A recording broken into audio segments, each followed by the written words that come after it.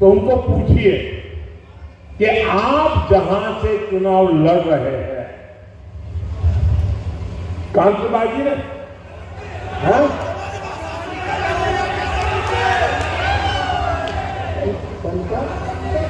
कंत्राबाजी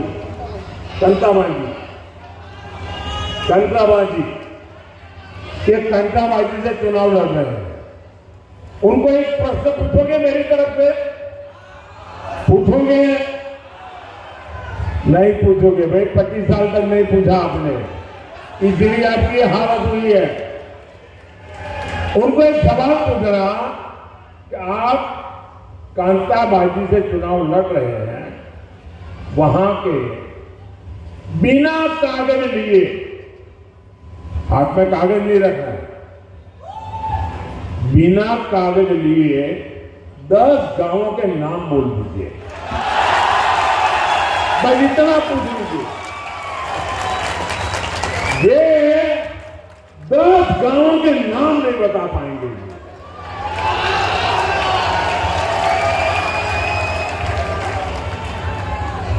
इतने साल मुख्यमंत्री रहे हैं और जहां चुनाव लड़ने आए हैं वहां के 10 गांवों के नाम बिना कागज बोल गए।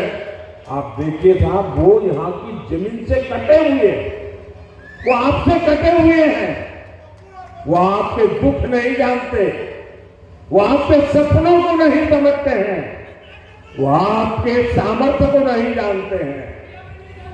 भाइयों बहनों, और इसीलिए हमारा उड़ीसा इतना धनवान होने के बाद भी यहां के लोग गरीब हैं। बेटी इतने ऊंचे पद पर पहुंची तो आपको गर्व होता है कि नहीं होता है? आप बताइए, आपको गर्व होता है कि नहीं होता है? आपको गर्व होता है कि नहीं गर्व होता है?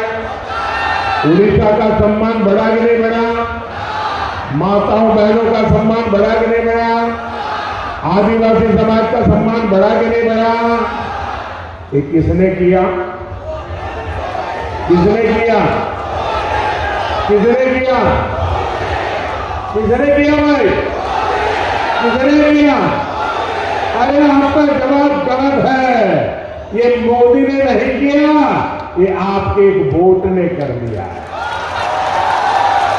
आपने वोट देकर के मोदी को बिठाया, इसके कारण उड़ीसा का गौरव पूरी दुनिया में हो रहा है। ये आपके वोट की ताकत है। मोदी तो निमित्त है, देश की हर मां बहन बेटी को इसका गर्व है। भाइयों बहनों, उड़ीसा के लोग बहुत ही स्वाभिमानी हैं। वो भी अन्याय के सामने झुकते नहीं हैं।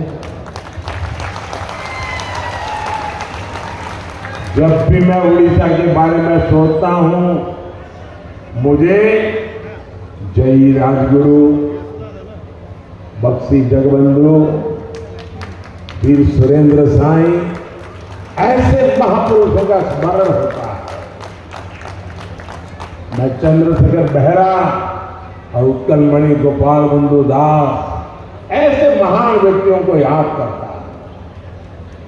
मैं शहीद बाजीराव और उनके साथियों को याद करता हूं। मैं डॉक्टर हरिकृष्ण मेहता और बीजी बाबू को याद करता हूं।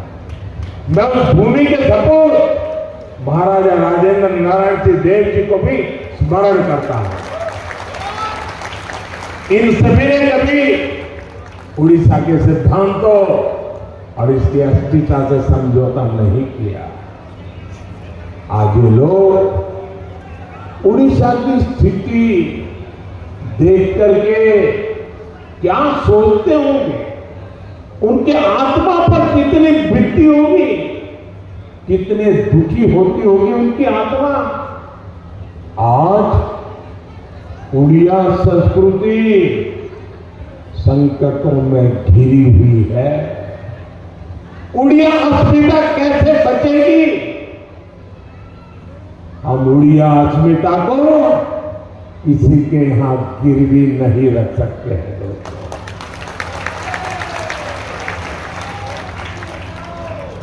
और इसलिए बीजेपी ने ठान लिया है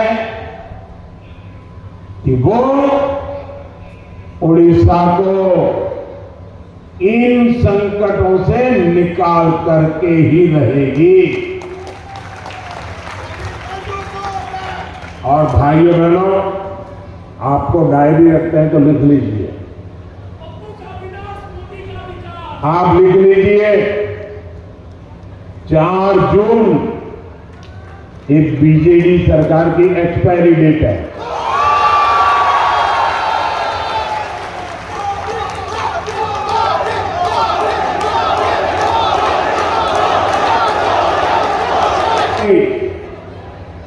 विदाई का काउंटडाउन शुरू हो चुका है।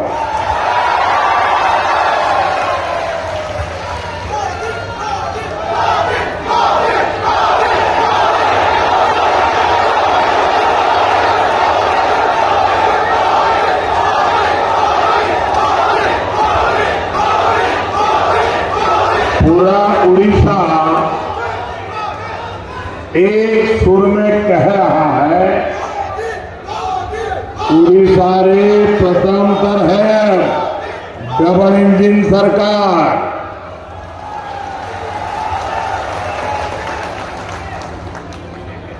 उड़ीसा में पहली बार डबल इंजन सरकार।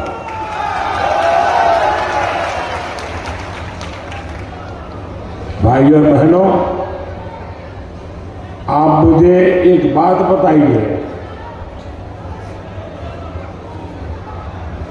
ये उड़ीसा मोदी प्रधानमंत्री बना उसके बाद उड़ीसा का जन्म हुआ क्या? मेरा सवाल समझे आप?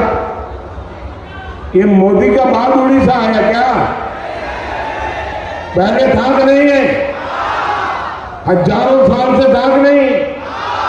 उड़िया भूमि, उड़िया संस्कृति हजारों साल पुरानी है कि नहीं है?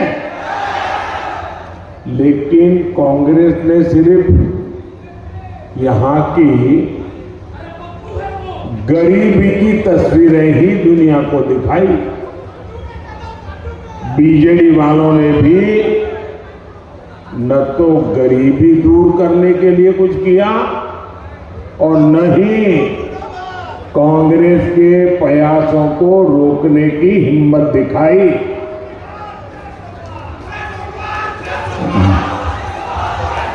लेकिन साथियों, भगवान जगन्नाथ का ये बेटा, आपका ये बेटा ओडिशा की गौरवमयी धरोहर को मां भारती का सर्वश्रेष्ठ आभूषण मानता है।